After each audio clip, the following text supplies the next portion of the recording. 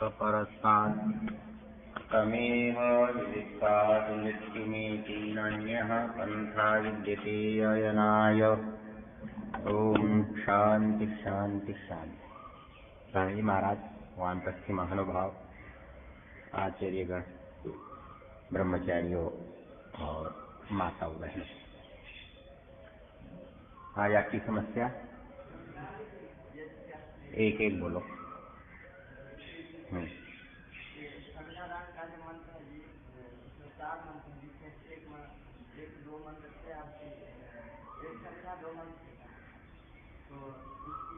इसमें आपत्ति क्या है वैसे?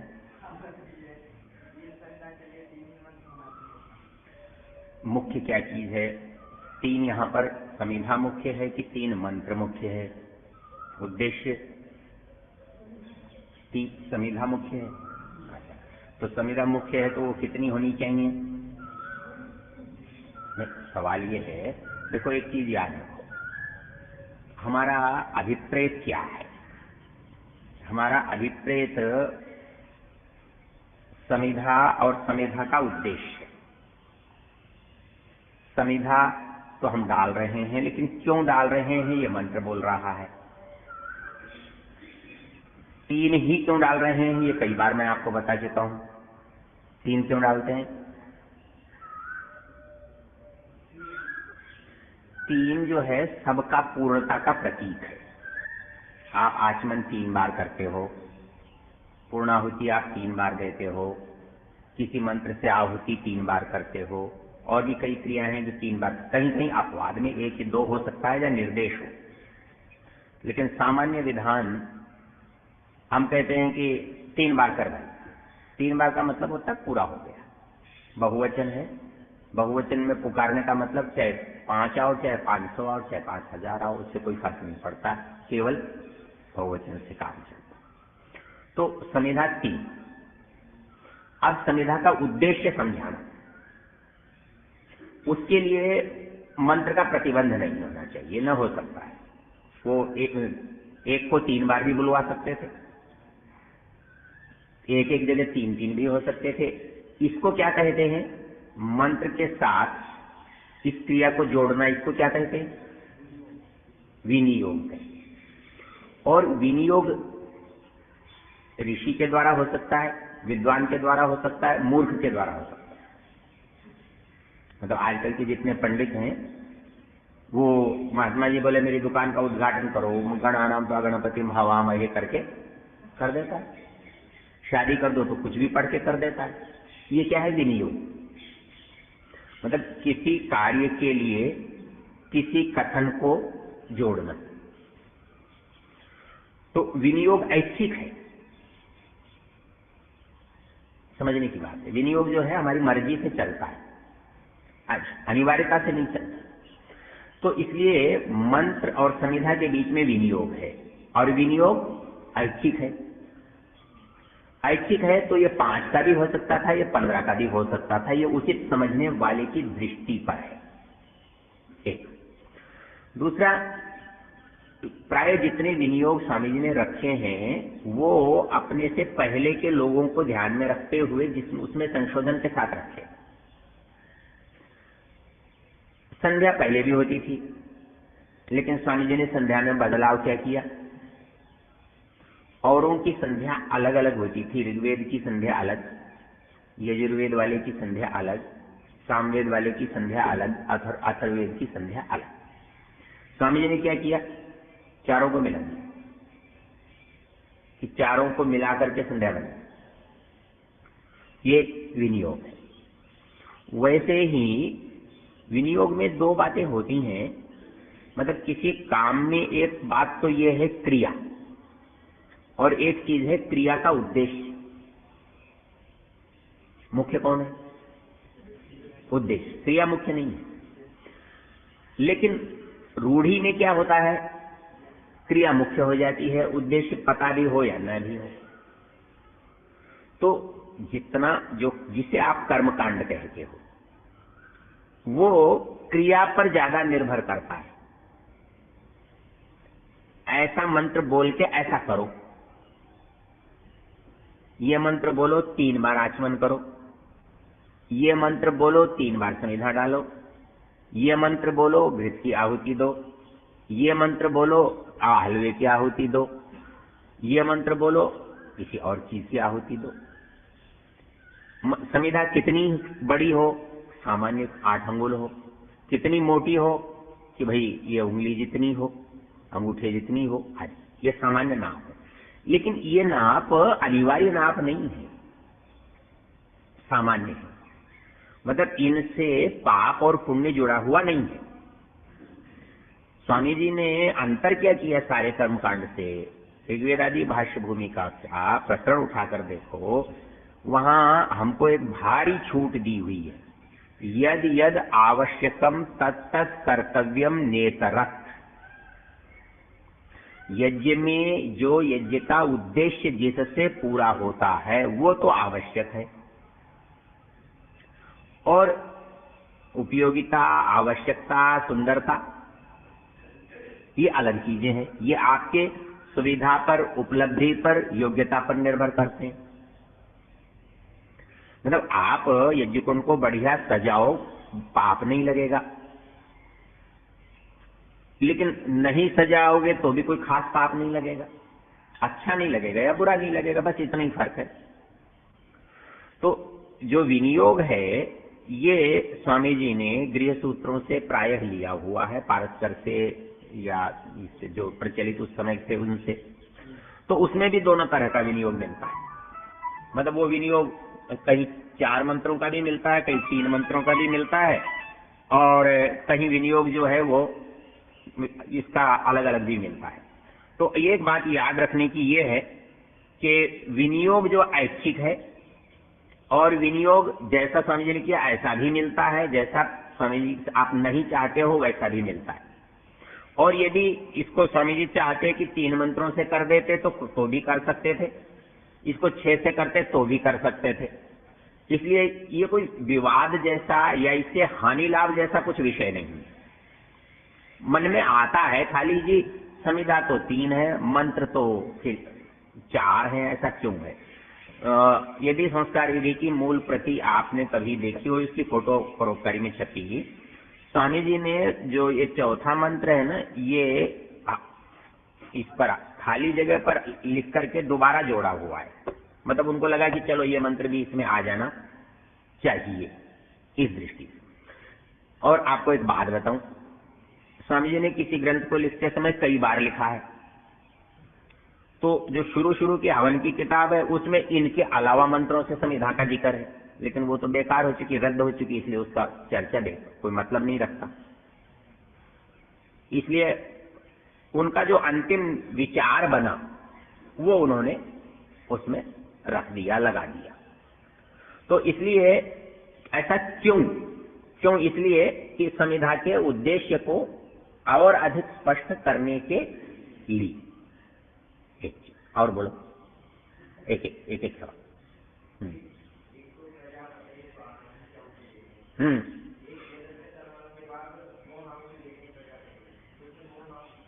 ये क्या है, ब्राह्मण ग्रंथों से आया हुआ प्रकरण है। ये जहां पर इसकी पूरी कथा आई है ना, वहां प्रजापति परमेश्वर को लिया है, और परमेश्वर के लिए बोलकर पुकार कर आहुति देने की जरूरत नहीं है ऐसा मान करके, क्योंकि वो स्वयं कहां है, हमारे अंदर है। तो इसको मान करके वो आहुति दी गई है, और ये आहुति ब्राह्मण ग्रंथों से आई है।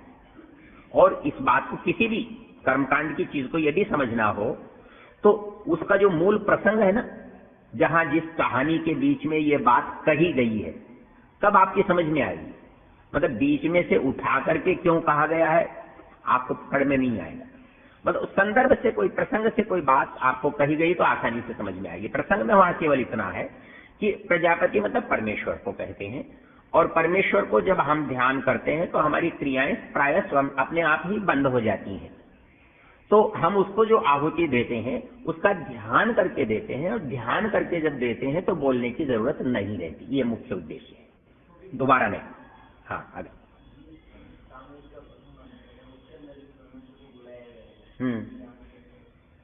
मंत्र बोलो। इसमें आपत्ति, इसमें आपत्ति क्या है? मौन आहुति वो ध्यान का प्रसंग है, और वेद जो पाठन का प्रसंग है वहां क्या करोगे? जहां जब किसी चीज को दूसरे को बताओगे तब क्या करोगे? तब भी चुप रहोगे। और बोलो। हाँ,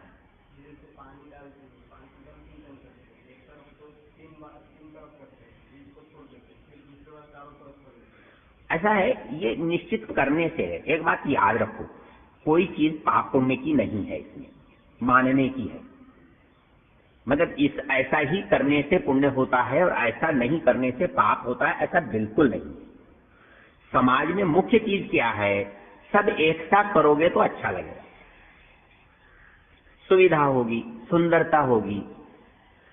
मतलब जैसे हम कोई काम दाहिने हाथ से करते हैं तो हम ये कहते हैं कि आचमन आप दाहिने हाथ से करो, और किसी का दाहिना हाथ नहीं हो तो क्या करे? बाएं हाथ से नहीं करे।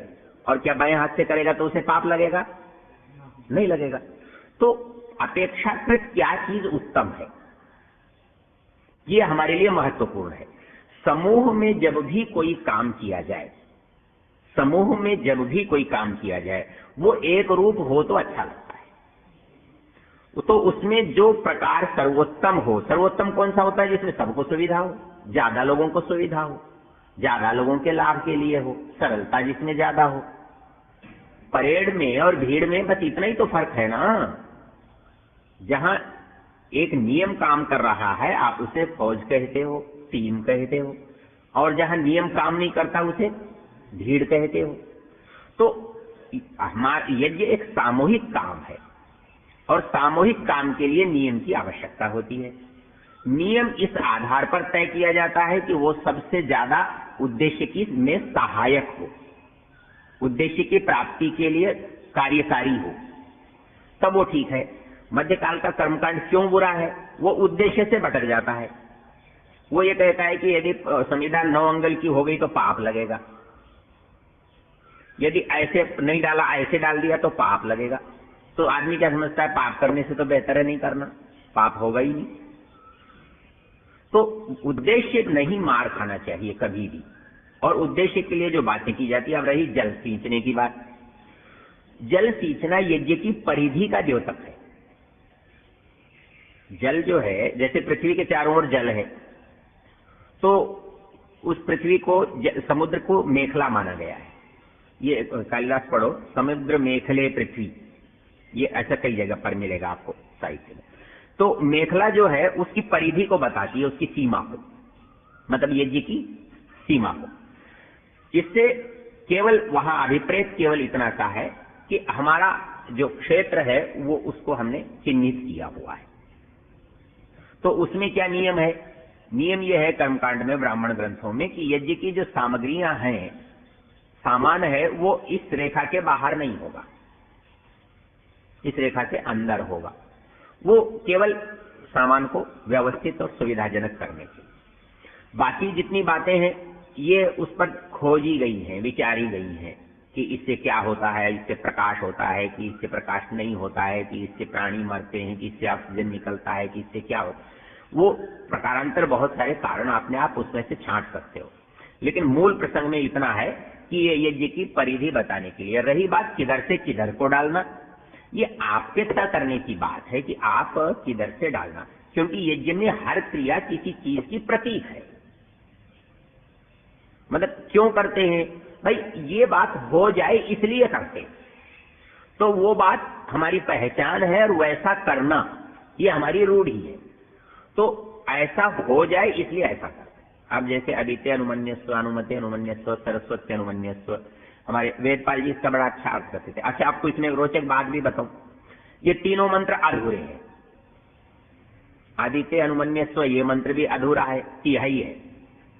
अनुमते अनुमन्यस्व ये भी तिहाई है, और सरस्वती अनुमन्यस्व ये भी तिहाई है। ये तिहाई क्यों है? ये तिहाई इसलिए है कि जैसे कह दिया भूर्भुवस्व से आहुति दे दो, तो वहां उद्देश्य क्या होता है? पूरा मंत्र बोल करके आहुति दे दो। लेकिन कालांतर में भले लोगों ने क्या किया, भूर्भुवस्व स्वाहा, तो अनुमते अनुमन्यस्व का पूरा मंत्र कहां पर है, लोगों को यही नहीं पता। हमारे यहाँ एक वेदपाल जी थे, उन्होंने वेदव्रत जी, उन्होंने 3 में से 2 मंत्र निकालकर मुझे बताया कि भाई ये तो काठक संहिता का है और दूसरा पता नहीं मैत्रायणी संहिता का है, कि ये 2 मंत्र पूरे इस तरह से होते हैं। अच्छा, उसके बाद कोई प्रकाशन का मौका नहीं आया, नहीं तो उसके टिप्पणी में हम पूरा मंत्र दे देते कि भाई पूरा मंत्र ये है। तो क्या है, रूढ़ी चलते चलते ऊपर नीचे की चीज गायब हो जाती है। उदाहरण के लिए जैसे ये ओम लिखते हो, इसमें बड़ी लड़ाई करते हो, ये सनातनी ओम है कि आर्यसमाजी ओम है कि ऊ है कि आ है, ये कुछ नहीं है, फालतू की बात है। जो आप ऊ से ओम लिखते हो, ये ब्राह्मी लिपि का ओम है। 3500 साल पहले ओम ऐसा ही लिखा जाता था। पूजा का चिन्ह होने से बिना बदला रह गया, बाकी लिपि बदल गई। उसको पढ़ते तो ओम हो, लेकिन क्यों ओम पढ़ते हो ये आपको पता नहीं।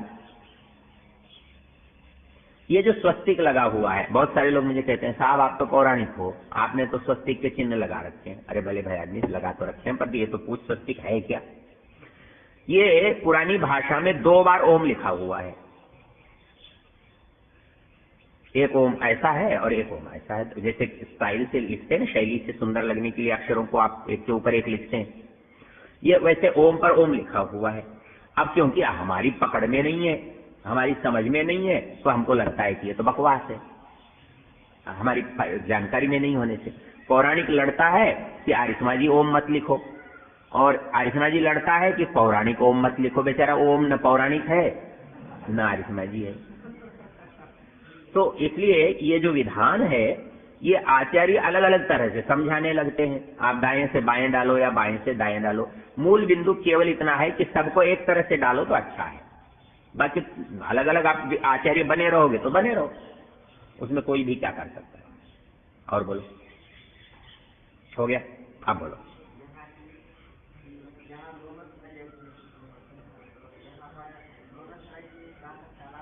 वो जो बैठे ना, वो उधर पीछे, क्या नाम है उनका, उनके लिए डालते हैं ये, मतलब उन जैसों के लिए जो आते एक समय है तो शाम को आते नहीं है, उनके लिए आहुति दोनों समय डाल दी जाती है। जो दोबारा करते हैं वो करे। इसलिए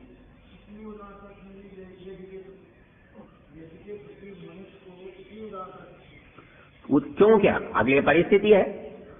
आप डाल सकते हैं, नियम विरुद्ध तो है नहीं, आप डाल सकते हैं, नियम है, तो उस समय आप ये एक नियम का पालन कर लेते हैं। जो नहीं आते उनके लिए, जो करते हैं दोबारा करना मना नहीं है। हाँ। शाम को क्या, वो शाम को आना मंजूर करें तो शाम को डाल लो, कौन ऐतराज है। ऐसा है, ऐसा कर सकते हो, ऐसा कर सकते हो। क्यों कर सकते हो, सारे यज्ञ जो है वो 3 बजे से शुरू होते हैं। जितने बड़े बड़े यज्ञों के करने का विधान है वो 3 बजे से शुरू होते हैं, और इसलिए पहले सायंकालीन आहुति दी जाती है वहां पर, और प्रातःकालीन आहुति बाद में दी जाती है। आज क्योंकि प्रातःकाल हवन करते हो, इसलिए प्रातःकाल की आहुति पहले देते हो और सायंकाल की आहुति बाद में देते हो। इसमें कुछ खास बात नहीं। हाँ जी,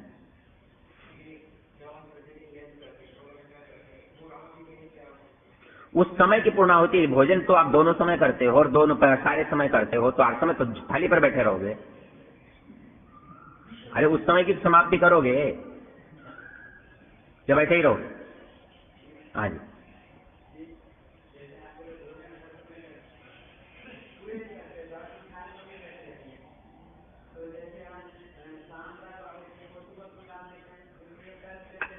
क्यों डाल देते हैं, इसके लिए तुमने पढ़ा क्यों नहीं पुस्तक को। स्वामी जी ने जहां यज्ञ का विधान किया है वहां इसका उत्तर लिखा हुआ है। उत्तर ये लिखा हुआ है कि यदि आप दोनों समय न कर सकते हो तो एक समय करो, और जो करता ही नहीं है, बाकी जितने विकल्प हैं वो क्यों लाते हैं हम। जो हवन करता ही नहीं है उसको हम कहते हैं महीने में कर ले भाई, साल में कर ले, सप्ताह में कर ले। अरे नहीं कर रहा है उसको कराने के लिए कुछ तो करोगे। जो नियम पूर्वक कर रहा है उसके लिए एक सहज नियम है, बाकी तो सब उस तक जाने के लिए है। उसमें कोई नियम नहीं कर सकते कि आप महीने में कर सकते हो, कि 15 दिन में इसको क्यों कहा, कि 7 दिन में क्यों कहा। वो कहता मैं तो करता ही नहीं, हम कहते हैं कोई बात नहीं भैया, महीने में कर ले, 15 दिन में कर ले, 7 दिन में कर ले, एक समय में कर ले, ये सब विकल्प है। हाँ जी।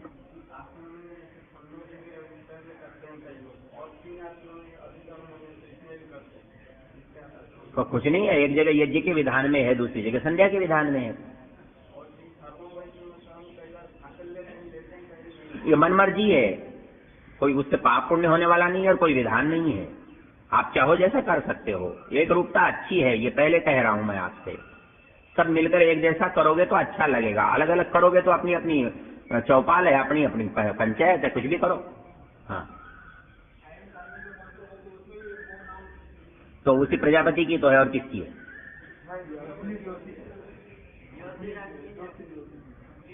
अग्नि ज्योतिर्ज्योतिरग्नि स्वाहा, वो भी उससे आई हुई है, गृह सूत्रों से। गृह सूत्र, हाँ हाँ। ऐसा है कि उस मंत्र को हम 5 बार पढ़ते हैं, उसके 2 उद्देश्य रहते हैं। मतलब हमको अग्नि प्रज्वलित करनी है शाकल्य देने से पहले, तो और उद्देश्य है मंत्र का भाव। मंत्र के भाव को हम प्रबुद्ध बनाना चाहते हैं। यदि मंत्र का अर्थ मालूम है तुम्हें? मंत्र का अर्थ देख लो। वो कहता है अयंत इद्म आत्मा, इद्म समिधा को कहते हैं कि मतलब इस समिधा से युक्त जो अग्नि स्वरूप आत्मा है, जात वेद अग्नि तेन इध्यस्व, इस समिधाओं से तू बढ़, वर्धस्व वृद्धि को प्राप्त हो, अवर्धय और क्या कर तू हमें बढ़ा। और कैसे बढ़ा? प्रजया पशुभिर ब्रह्मवर्चसेन अन्नाद्येन, प्रजा से, पशु से, ब्रह्मवर्चस से और अन्न आदि ऐश्वर्यों से हमको बढ़ा। ब्रह्मवर्चसेन अन्नाद्येन समेधय। और खुद अग्नि क्या है? अन्नाद। अन्नाद का मतलब है अन्न का भक्षण करने वाला। आद भक्षण है भाई, मतलब ये खा तो रहा है, पर ये खा इसलिए नहीं रहा है कि ये खा के रह जाएगा, बल्कि खाने के बाद ये फिर देगा। तो अन्न आदि को खा रहा है और अन्न आदि को देने वाला है। तो इस भाव को प्रबल करने के लिए और अग्नि को प्रदीप्त करने के लिए इसको 5 बार पढ़ने का विधान है। इसको 7 बार भी कर सकते थे, तो आप ये पूछते 7 बार क्यों है? तो जितना अपेक्षित है उतना कह दिया। हाँ,